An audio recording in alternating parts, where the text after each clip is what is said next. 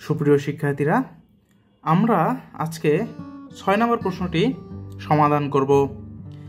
বিগত ক্লাসগুলোতে আমরা ৩, ৪, ৫ সমাধান করে এসেছি।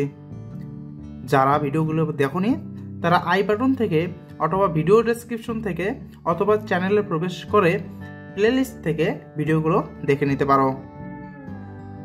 চলো সমাধানে চলে যাই। আজকের প্রশ্নটি হচ্ছে 2x plus 2/x equal 3 হলে x² plus 1/x² এর মান কত? তাহলে আমাদের দেওয়া আছে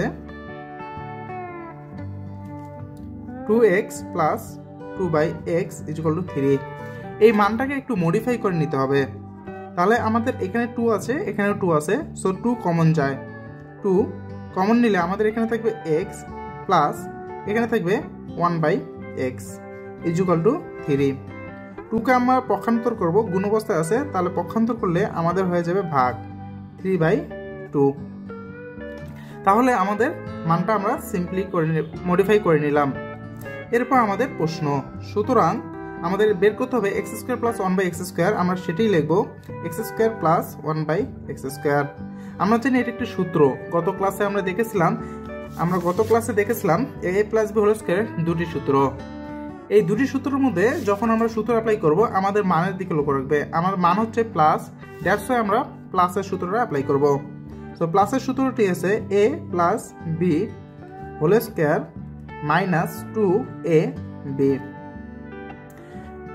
তাহলে আমাদের a plus b এর মান আমরা বের করে রেখেছি। এই মানটি আমরা জাস্ট ইনপুট করে দেব, 2/3 হোল স্কয়ার মাইনাস 2।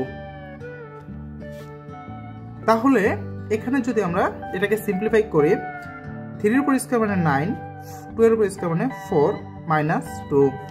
সো আমাদের ভগ্নাংশের যোগ বিয়োগ, প্রিয় শিক্ষার্থীরা, ভগ্নাংশের যোগ বিয়োগ করতে হলে আমাদের লসাগু করে করতে হবে। আমরা লসাগু করব।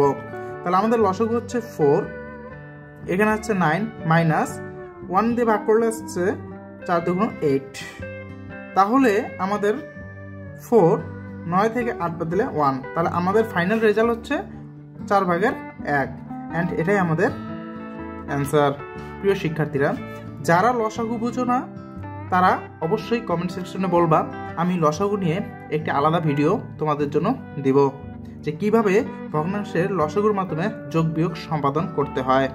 আজকে এই পর্যন্তই, দেখা হচ্ছে পরবর্তী ভিডিওতে। প্রিয় শিক্ষার্থীরা, তোমরা অবশ্যই ক্লাসগুলো মনোযোগ সহকারে করবা এবং অবশ্যই খাতা কলম নিয়ে ক্লাসগুলো নোট ডাউন করবা। যেখানে সমস্যা হবে সেটা অবশ্যই কমেন্ট বক্সে জানিয়ে দেবা অথবা আমাদের ফেসবুক পেজে মেসেজ দিতে পারো, আমরা তোমাদের সমস্যার সমাধান করে দেব।